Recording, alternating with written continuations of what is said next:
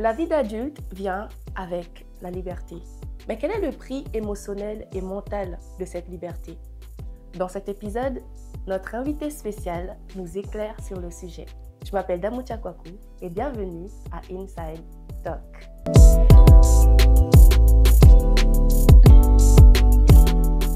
Bonjour Avril. Bonjour Damoutia. Ça va? Ça va très bien, merci. Très bien. Je suis très contente de t'avoir ici. Et moi, je suis très heureuse d'être là. Alors, je t'ai invitée parce que j'aimerais que tu donnes des conseils à une jeune femme qui commence sa vie d'adulte. Mais avant d'arriver là-bas, j'aimerais savoir qui est Avril Pollock, quelles difficultés tu as rencontrées dans ta vie et quelles leçons as-tu apprises durant ces moments de difficulté. Je suis Avril Pollock, comme tu l'as si bien dit. Je suis infirmière de profession. Je suis maman de 2 filles. Qu'est-ce que j'ai appris de mon parcours? J'ai un beau parcours. Aujourd'hui, je peux vraiment le dire que j'ai un beau parcours. Mais c'est vrai que ce n'a pas toujours été ainsi. Mon parcours a fait que toute ma vie, j'ai cherché à comprendre qui j'étais. Et effectivement, le fait de ne pas savoir qui je suis réellement a fait que je ne pourrais pas parler de perte. J'ai perdu du temps, non. Mais en tout cas, ma recherche était plus orientée vers l'autre. Je cherchais l'amour et je cherchais l'amour peut-être de la mauvaise façon, puisque je ne savais pas qui j'étais, je ne savais pas de quoi j'avais besoin. Et donc évidemment, étant donné que je n'avais pas les bonnes connaissances, donc mes recherches n'ont pas été les bonnes. Donc évidemment, dans cette quête sans but précis, je me suis perdue. Moi, je suis originaire d'une île anglaise, qui est une petite île qui s'appelle la Dominique. C'est une ancienne colonie britannique, je suis née là-bas. Et c'est vrai que quand j'avais 9 ans, ma maman a immigré en Guadeloupe. Et donc, déjà pour moi, même si aujourd'hui je comprends, je suis revenue, j'ai fait un travail avec le Seigneur, j'ai compris le choix de ma maman, mais c'est vrai que pour moi ça a été un déracinement total, puisque c'est vrai que je ne parlais pas le français, j'habitais chez ma grand-mère, on était plusieurs générations sur le même foyer, et donc arrivé pour moi à 9 ans en Guadeloupe où je ne parlais pas le français, où tout était à reconstruire, pour moi était un déracinement total. En plus, j'ai grandi sans l'image paternelle. Ma mère a eu 4 enfants. Nous sommes de 4 pères différents. Donc un parcours qui est bien à moi, un parcours atypique. Et donc autant d'éléments qui font que ce début de vie, dans la vie active, dans la vie d'adulte, était complexe. De plus, j'ai eu ma fille aînée, j'avais 21 ans. Donc, voilà, des éléments qui n'ont peut-être pas été facilitateurs. Je ne sais pas si j'avais beaucoup d'attentes. Ma mère, j'avais arrêté ma scolarité très tôt. Elle n'a pas compris tous ces choix, comment les choses se sont déroulées à ce moment-là. Quand je suis rentrée dans la vie d'adulte, je pense pas que tous les voyants étaient au vert, quoi. Voilà, ce que je pourrais dire, ce serait ça. Mais du coup, tu as dit que tu as grandi sans père. Oui. Quels sont les manques qui ont fait surface en fait par rapport à ça? Je pense que à l'époque, je ne l'ai pas réalisé que cela a eu un impact sur ma vie. Je pense juste que j'avais un manque d'amour. Voilà, ça se verbalisait comme ça. J'avais la sensation qu'il me manquait quelque chose, un sentiment de manque, un sentiment de rejet, sans pour autant pouvoir mettre des mots dessus. Je pense que c'est vraiment, les choses ont pris sens quand j'ai rencontré le Seigneur. Mais avant ça, un vrai besoin d'amour, un besoin de savoir qui je suis, ce que je fais ici, et je n'avais pas de réponse. Tu es arrivée ici en métropole en quelle année? Alors, je suis arrivée en métropole en 2002, juillet 2002. C'est un parcours qui est aussi incroyable, hein. C'est vrai qu'en Guadeloupe, j'avais déjà eu mes 2 filles. un parcours de vie, je dirais, pas vraiment épanoui. J'avais arrêté ma scolarité très jeune, hein. J'ai arrêté ma scolarité en classe de 3e. Et ensuite, j'ai fait un CAP de commis de cuisine. Je n'aime pas cuisiner du tout. En tout cas, j'ai travaillé en tant que commis de salle, donc dans l'hôtellerie.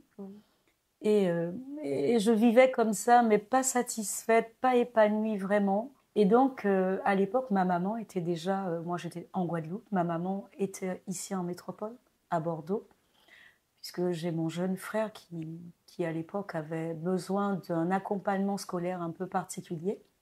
Et donc, dans ce cadre-là, ma maman et lui, ils étaient déjà à Bordeaux. Et donc, c'est comme ça, je ne pourrais pas te dire comment les choses se sont mises en place, mais je me suis mise en tête que je vais arriver à Bordeaux avec mes 2 filles. Et donc, comme ça, j'ai commencé à faire mon film toute seule, quoi. Donc, à l'époque, j'ai vu avec ma maman, je lui ai transmis tout ce qu'il fallait pour inscrire mes filles à l'école. J'ai fait croire à tout mon entourage que je venais en vacances, mais je savais que je ne venais pas en vacances. Je l'avais dit à mes filles, et, et donc là, les choses se sont mises en route, quoi. Donc, pour moi, je venais trouver un lendemain meilleur parce que jusqu'à maintenant, je n'étais pas satisfaite de la vie que je menais, sans pour autant savoir qu'est-ce qu'il fallait changer pour que ma vie soit meilleure, quoi. Et donc, j'ai saisi cette occasion, j'ai envoyé tous les papiers à ma maman. Elle a inscrit mes filles à l'école. J'ai fait croire à leur père, hein, puisque mes filles ont 2 pères différents. J'ai fait croire à leur père qu'on venait en vacances, qu'on allait revenir, mais je savais pertinemment que je n'allais pas revenir, quoi. Et donc, c'est comme ça que je suis arrivée à Bordeaux en juillet 2002. Et tu as rencontré quelles difficultés du coup ici à Bordeaux? Parce que je me dis ça n'a pas dû être facile du coup. Je ne sais pas si, dans mon cas, on peut parler de difficultés. Je pense que la parole dit que quand le Seigneur veut agir dans la vie de quelqu'un, il utilise tous les instruments, toute chose concourt à notre bien. Donc, dans mon cas, je pense que le Seigneur œuvrait bien avant que moi je le rencontre. Et que peut-être qu'à l'époque, moi je n'avais pas conscience de cela, puisque j'étais loin de lui et je n'avais pas conscience de tout ce qu'il mettait en place pour qu'on puisse se rencontrer.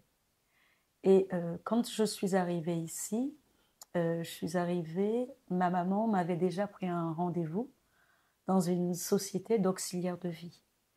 Et donc, elle m'avait pris rendez-vous avec la responsable du secteur. Et quand je l'ai rencontrée, cette dame, elle a bien compris que je n'avais pas d'expérience.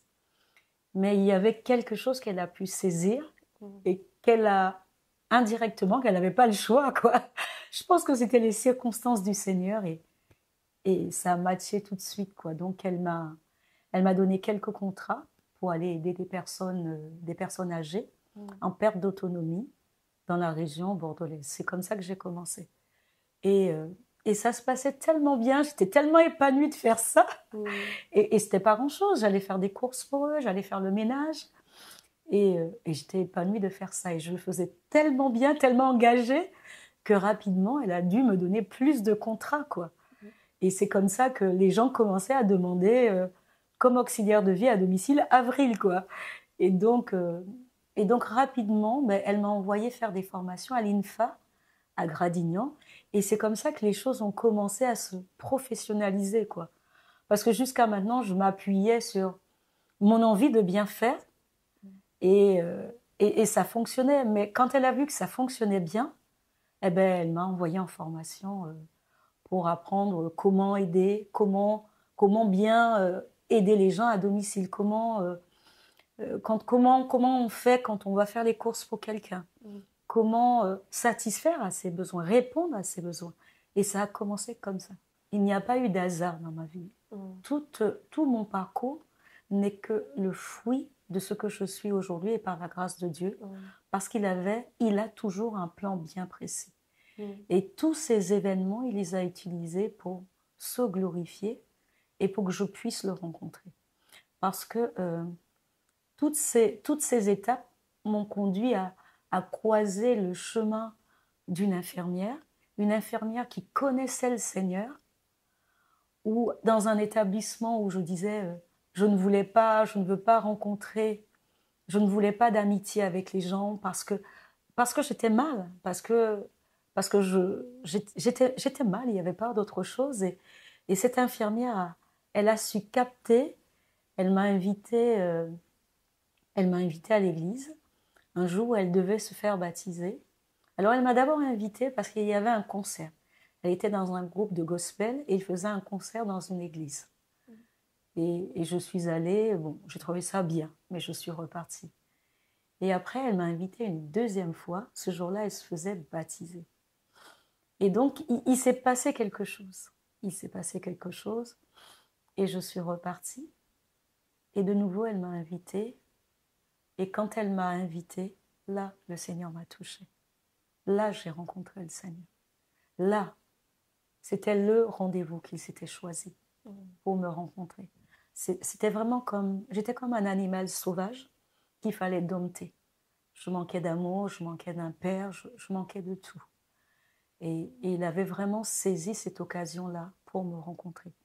Personnellement, je ne pensais pas que je pouvais attendre quelque chose de bon de la vie. Je n'avais pas d'attente, je n'avais pas d'espérance. Et le Seigneur voulait me démontrer que en lui, tout est possible. Et c'est vraiment à ce moment-là que ma vie a changé. Il me montrait comment il a, tout mon parcours de vie, il a remis chaque pulse à sa place. Chaque pulse. Mes incompréhensions trouvaient une réponse. Mes difficultés, ce que je n'ai pas compris. Là où, quand j'ai cherché de l'amour que je cherchais cherchais pas l'amour d'un homme ni d'un père, mais je cherchais l'amour de Dieu. Mon regard, à ce moment-là, s'est focalisé sur Dieu. J'ai cherché à comprendre qui il était. Comment peut-on aimer quelqu'un comme moi? À l'époque, c'était ça ma question. Comment peut-on m'aimer? Je n'avais pas de père, je ne m'aimais pas moi-même. Donc comment est-ce que je pouvais m'aimer? Et quand j'ai commencé à focaliser mon regard sur le Père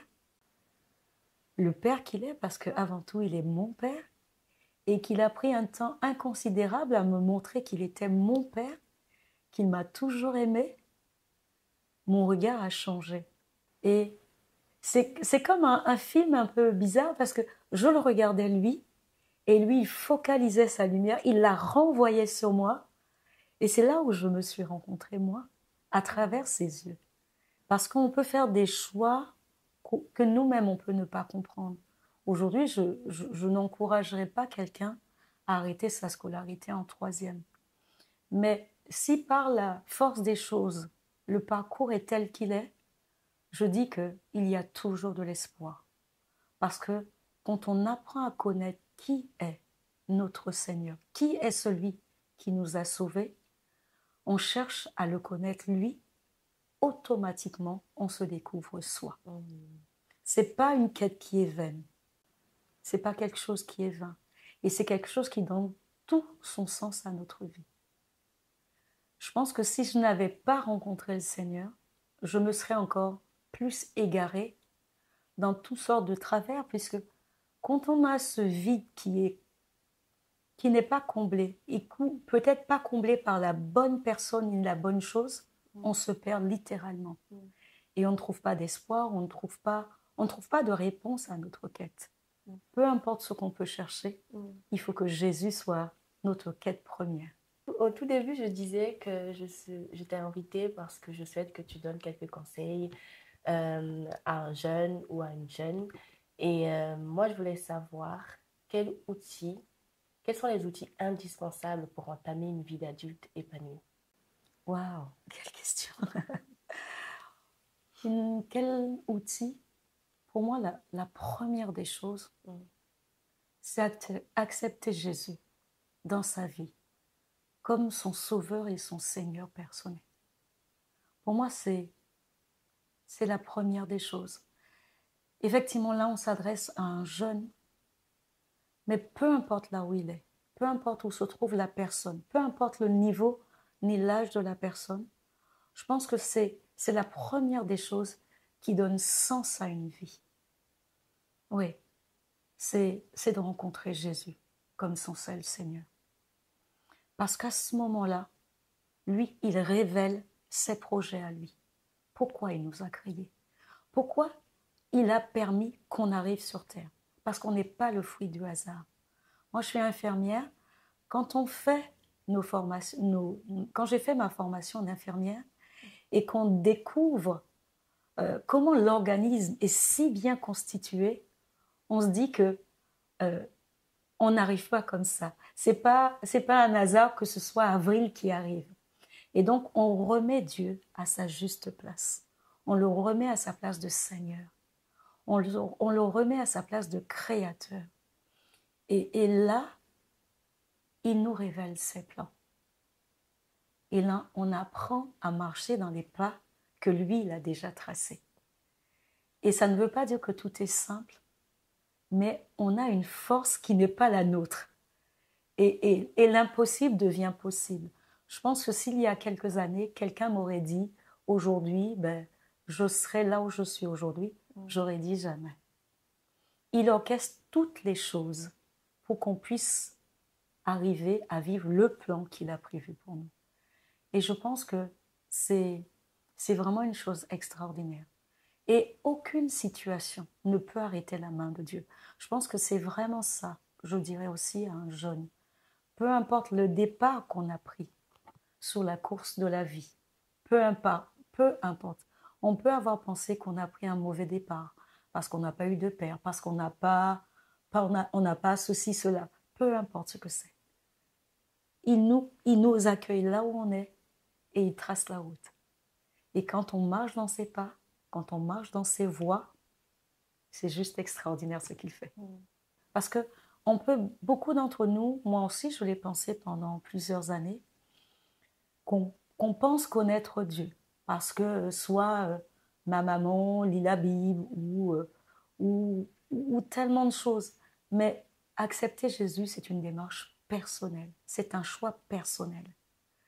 Ce n'est pas le choix que quelqu'un d'autre fait à notre place. À un moment donné, j'écoute mon cœur. Il frappe à la porte. Il dit, je frappe à la porte. Celui qui ouvre la porte, il entre. Et on fait un tête-à-tête. Donc c'est vraiment quelque chose de personnel. Donc je pense que ça, c'est la première des choses. La deuxième des choses, c'est de comprendre ce que le Seigneur a mis en nous. C'est de comprendre ce qu'il a mis en nous. Moi, je me disais maladroitement que j'aurais aimé aider ces personnes âgées. Mais je ne savais pas comment. Mais quand j'ai focalisé mon regard sur lui, il a su me dire comment je peux les aider. Et les choses se sont faites. Malgré que je n'avais pas de bac, je n'avais pas un niveau scolaire très élevé, mais il a permis que je reprenne mes études à l'âge adulte. J'avais plus de 30 ans. J'ai fait une formation d'AMP, j'ai fait une formation d'aide-soignante, j'ai fait une formation d'infirmière, j'ai fait une formation d'infirmière cadre, j'ai fait une formation de coach. Donc, le Seigneur, il remet lui-même les choses en place. Je ne veux pas penser non plus, laisser penser que tout était simple. Parce que dans ce parcours-là, il y a un verset que j'aime beaucoup qui dit que une grande porte m'est ouverte, mais les adversités sont nombreuses. Le parcours est tellement merveilleux, mais il y a des obstacles, il y a des moments difficiles. Dans mon parcours à l'école d'infirmière, je suis allée chercher des colis à la banque alimentaire. Je n'avais pas de financement, mais j'ai su m'appuyer sur le Seigneur. Il a mis à mes côtés les bonnes personnes. Je ne me suis pas enfermée sur moi-même. J'ai saisi toutes les opportunités qu'il mettait sur mon chemin. Donc, Dieu nous emmène à vivre comme il veut que nous vivions. Et c'est vraiment ce qui est important. Ne pas chercher à faire les choses par soi-même, mais être à son écoute et de saisir ce qu'il attend de nous. Je pose cette question parce que pour un jeune ou une jeune, entrer dans la vie d'adulte, c'est pas toujours simple. Non. Et même quand tu connais Dieu, connaître Dieu. Enfin, pour moi, connaître Dieu, ça prend toute la vie. Oui, oui. Mais même quand tu es en Christ, c'est pas simple. Il y a la pression sociale, il y a la famille, il y a beaucoup de choses en fait à prendre en Oui. compte. Comment en fait ne pas se mettre la pression de je suis en retard. Euh, je suis en retard dans ma vie d'adulte. Tu vois, mes amis qui travaillent déjà, qui ont déjà ceci ou cela. Et moi, j'ai 25 ans et je sais toujours pas ce que je veux faire dans la vie. Je dirais qu'avec Dieu, il n'y a jamais de retard. Je dirais une chose. Je dirais une deuxième chose. Je dirais que nous sommes tous uniques. D'accord? Et que dans cette unicité, mon parcours n'est pas le parcours de quelqu'un d'autre. Ce que tu dis, c'est quelque chose qui me parle parce que moi, j'ai toujours eu l'impression que j'étais passée à côté de ma vie, alors que j'ai rencontré le Seigneur à 43 ans, j'aurais pu dire que c'est fini pour moi. Alors que c'est à ce moment-là que les choses prennent tout leur sens. Je ne cherche pas à faire la course avec quelqu'un d'autre, je cherche à comprendre ce que le Seigneur attend de moi, ce que je suis moi et ce qu'il a prévu pour moi. Et c'est dans ce cadre-là que je peux mener la bonne course. Parce que si je compare ma vie à la vie de quelqu'un d'autre, je ne vis pas ma vie. Je vis une vie en comparaison de l'autre et je suis à côté. Ce qui a fait que mon parcours, que je suis arrivée là où je suis, c'est que j'ai appris à écouter Dieu. D'accord? J'ai appris à le questionner. J'ai appris à m'attendre à lui. J'ai appris à... Effectivement, j'aurais pu me dire à un moment donné où, quand j'ai rencontré le Seigneur, peut-être que je suis arrivée en ayant le désir de me marier. Je vais prendre cet exemple-là. Mais ce que j'ai compris dans nos moments, c'est que le mariage n'est pas une fin en soi. Si je ne suis pas bien dans qui je suis aujourd'hui, je vais rentrer dans un mariage et reproduire un même schéma. Mais ce temps où je me suis assise avec le Seigneur, avec les enseignements qu'on reçoit, où j'ai pu construire la personne que je suis, où on a fait ce travail de restauration de mes blessures, des choses sur lesquelles il fallait revenir, ce temps n'était pas un temps perdu. Aujourd'hui, je peux rentrer dans une vie de couple en sachant qui je suis. D'accord? Pas en me comparant ni en cherchant à me marier parce que telle ou telle sœur a été mariée. Non. Parce que mon parcours fait qu'aujourd'hui, je suis prête pour rentrer dans le mariage. D'accord? Je n'ai pas cherché à être infirmière parce qu'un tel était infirmière. Parce que dans mon parcours, dans mes intimités avec le Seigneur, il a su chuchoter à mon cœur. Comment en fait une jeune femme peut contrôler ses émotions? Mais je pense qu'il est important de se recentrer. De se recentrer sur soi, de se recentrer sur ce qui est important pour nous, d'accord? Ce qui est important, parce que le Seigneur dit que on est dans ce monde, on vit ici, évidemment, mais on n'est pas d'ici, d'accord? Donc ça veut dire que mes valeurs de référence ne doivent pas être ce qui m'entoure. On a l'impression que c'est quelque chose de facile, mais c'est tout un parcours de vie. C'est toute une expérimentation au quotidien, d'accord? Évidemment, ça ne veut pas dire que tout est parfait. Il y a des défis, il y a des situations qui vont se dresser sur notre chemin. Mais il est la réponse à toute chose. Et même face à nos émotions, à nos sentiments qui peuvent peut-être des fois nous jouer des tours, le chercher lui. Le chercher lui.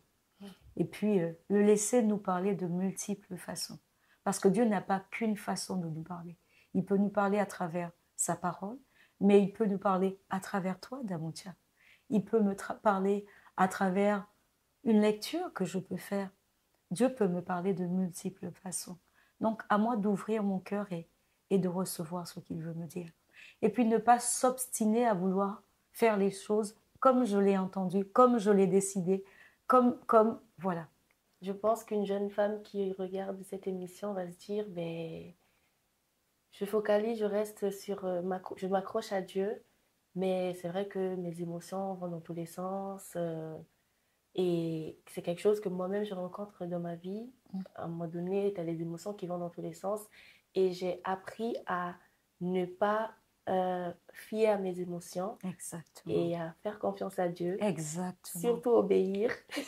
Vraiment. Parce que le Seigneur peut nous parler, mais si nous, derrière, on n'obéit pas, ben, il n'y a rien qui se passe en fait. Exactement. Et du coup, j'ai vraiment appris à obéir à Dieu, à faire vraiment le premier pas, même si je ne comprends rien du tout, mais vraiment à faire le premier pas et à marcher vraiment avec le Seigneur. C'est pour ça que je pose cette question, parce que je me dis, si ça m'arrive à moi, c'est que quelqu'un d'autre, quelque part, c'est pareil en fait. Donc vraiment, mettre sa confiance en Dieu et marcher avec lui. Tu sais, pendant que tu dis ça, il y a un verset que j'aime beaucoup, il dit « Mets ta confiance dans le Seigneur et ne t'appuie pas sur ta propre sagesse. Ne t'appuie pas sur ta propre connaissance, mais appuie-toi sur le Seigneur. C'est lui qui sait tout. C'est lui qui sait, parce que la parole dit que c'est lui qui nous a tissés. Donc c'est un travail de précision. Ça veut dire que si quelqu'un qui me connaît le mieux, c'est lui. D'accord? Donc, même face à des choses que je ne comprends pas, je focalise sur le Seigneur. Et ce que tu disais tout à l'heure, c'est vraiment obéir. D'accord? Parce que je peux connaître le Seigneur, je peux aimer le Seigneur, mais si je n'obéis pas aux instructions qu'il me donne, je ne verrai pas sa gloire dans ma vie. D'accord? Je ne peux pas vouloir jouir de tout ce que le Seigneur a pour moi si je ne me dispose pas à obéir. La parole dit que l'obéissance vaut mieux plus que toute autre chose, quoi. D'accord? Donc, aimer le Seigneur est une chose, mais obéir au Seigneur vaut plus que tout.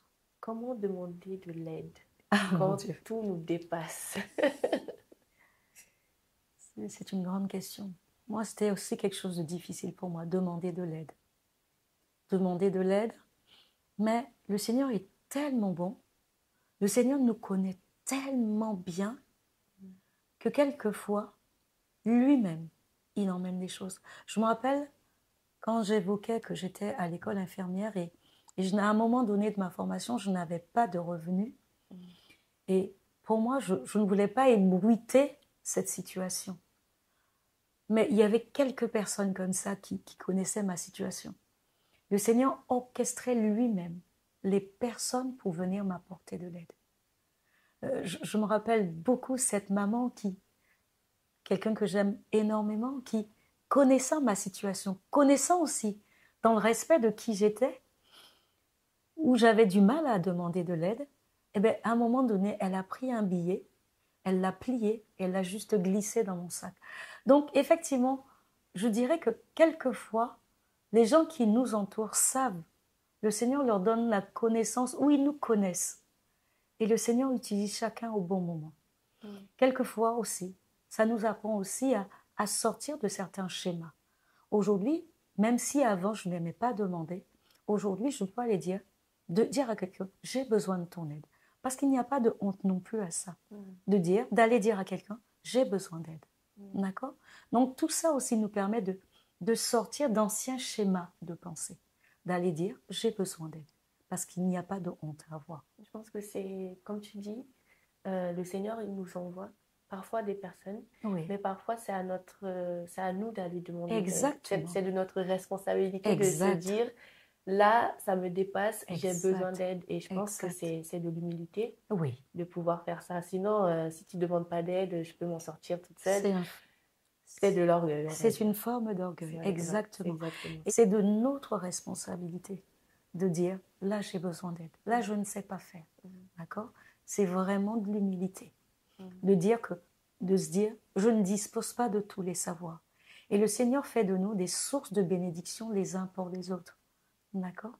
Et donc, c'est pour ça que j'ai besoin de chacun de mes doigts, parce que à moi seule, je ne peux pas tout faire. D'accord? Ma tête a une fonction, mes mains, mes doigts, chaque partie de mon corps a un rôle spécifique. Et tous ensemble font que mon être entier fonctionne de façon coordonnée. Est-ce que tu peux donner un conseil à une jeune femme qui se sent rejetée? Comme tu disais au début dans ton témoignage, tu as subi le rejet. Est-ce que tu peux donner un conseil à une jeune femme? Wow. Dieu nous guérit du rejet. Oui, Dieu nous guérit du rejet. Oui. Le rejet, c'est qu'à un moment donné, on a manqué. On a manqué de quelque chose. D'accord? Et le Seigneur, il est celui qui restaure les cœurs brisés. D'accord? Il est celui qui restaure toutes choses. Et vraiment, je dirais à cette personne de ne pas rester dans cet état, de ne pas rester dans son coin avec de tels sentiments, de vraiment venir au Seigneur. Aussi, on peut aussi partager cela avec d'autres personnes. Il y a des personnes qui peuvent aussi, en partageant leur expérience, peuvent vous faire du bien. D'accord? Donc, ce sont autant de choses qui peuvent nous aider. Vraiment, j'encouragerais la personne de ne pas rester dans cet état, de ne pas rester dans cette situation, de venir au Seigneur. Parce qu'il veut nous guérir, il veut nous restaurer, il veut changer nos conditions de vie pour que nous soyons après une source de bénédiction pour quelqu'un d'autre. D'accord? Parce que quelquefois, le Seigneur, quand il nous restaure de ces situations, ben, il nous permet d'aider d'autres. Aujourd'hui, je rencontre des jeunes femmes qui, effectivement, ont connu de rejet, ont connu de l'échec scolaire, ont connu des situations par lesquelles moi-même je suis passée. Aujourd'hui, je suis en mesure de les encourager. Je suis en mesure de leur dire, ben, si cela a été possible pour moi, Dieu peut le faire pour toi.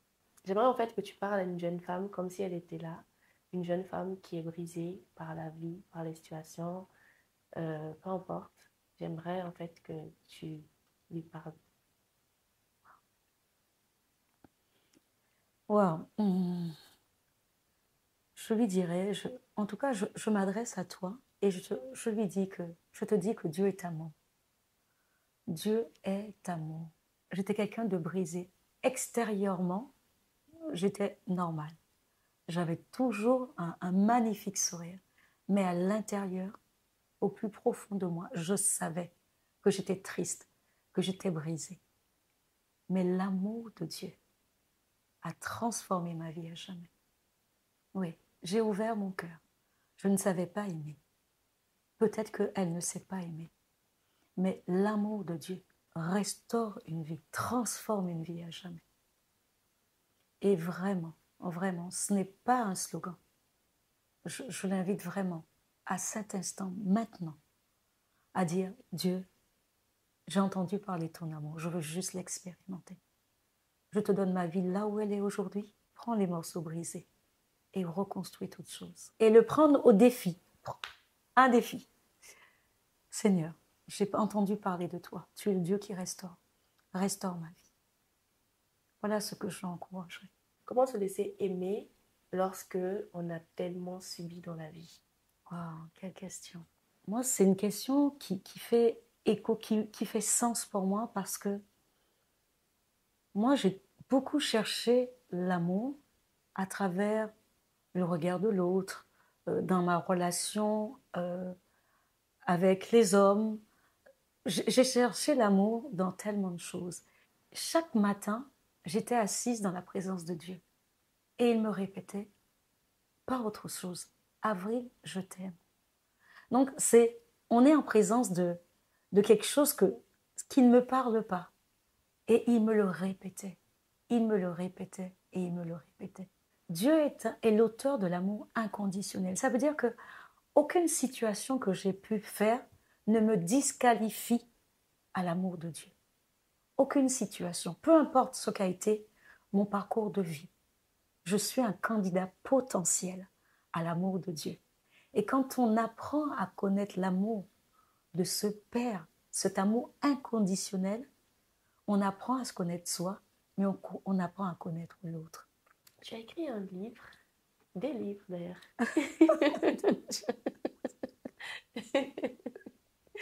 Mais j'aimerais que tu nous parles d'un essai pour une vie transformée. Alors, un essai pour une vie transformée, c'est vraiment l'histoire de ma vie, l'histoire du parcours que j'ai fait avec le Seigneur, où effectivement, sur cette course de la vie, où j'avais pris un mauvais départ, où le Seigneur a, sur ce mauvais départ, que moi je considère comme un mauvais départ, le Seigneur a rebâti sur les ruines. Et il est le seul capable de le faire. Donc, effectivement, je reviens en détail sur le parcours de ma vie. On a évoqué, j'ai évoqué sur le fait que ma maman est immigrée en Guadeloupe. Je reviens avec vraiment plus de détails sur l'arrêt de ma scolarité en classe de 3e. Comment aujourd'hui on peut admettre qu'une jeune arrête l'école en 3e. Donc, sur ce que l'étiquette que la société peut facilement nous mettre. Ma maman a élevé seule ses 4 enfants, une famille monoparentale. Ce sont des mots qui pèsent sur un parcours de vie. Donc, je reviens en détail et comment le Seigneur rebâtit une vie brisée. Donc, voilà, je raconte ce parcours de vie. Merci beaucoup, Avril. Merci d'être là. Merci pour ton beau sourire. En tout cas, merci d'avoir répondu à l'invitation et je suis vraiment contente de t'avoir ici avec moi. En tout cas, je veux vraiment profiter de cette occasion aussi pour te remercier de ton invitation, te remercier pour ce que tu fais. J'ai vraiment pris le temps de regarder tous les épisodes antérieurs et je me suis vraiment... j'ai beaucoup appris. J'ai écouté encore hier soir maman d'un enfant spécial, comment se reconstruire après le deuil, comment élever seul ses enfants. Et c'est vraiment un format que c'est l'œuvre du Seigneur, qu'il agit dans le cœur des bonnes personnes. Amen. Et qu'il fasse du bien à quelqu'un, Amen. qu'il se glorifie à travers cette émission qu'il t'a mis à cœur. Merci Amen. beaucoup, Damoucha. Amen, merci. Et je te dis merci à toi d'avoir regardé jusqu'au bout. Je te dis à la semaine prochaine pour une nouvelle vidéo, un nouveau thème. Merci, bye.